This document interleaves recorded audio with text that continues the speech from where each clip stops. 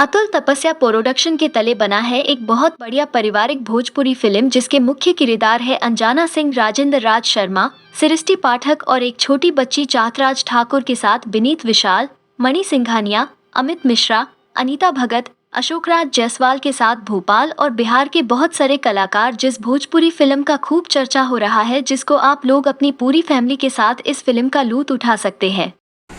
हाय, मैं तपस्या तिवारी, अतुल्य तपस्या प्रोडक्शन की प्रोड्यूसर हूँ मैं।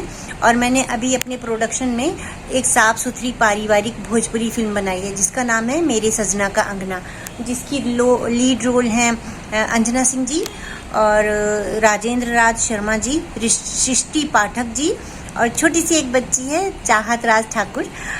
विनीत विशाल जी भी हैं इसमें और परी सिंघानिया जी हैं, अमित मिश्रा जी हैं और अनीता भगत जी हैं, साथ में अशोक राज जायसवाल जी भी हैं और मैंने भी एक छोटा सा रोल किया है इसमें। हमारे भोपाल के बहुत सारे कलाकारों ने इस फिल्म में काम किया है। मैं एकदम से उनका नाम याद नहीं रख पा रही हूँ, आप याद कर पा रही हूँ, इसके लिए मैं दिल से उनसे माफ़ी चाहती हूँ।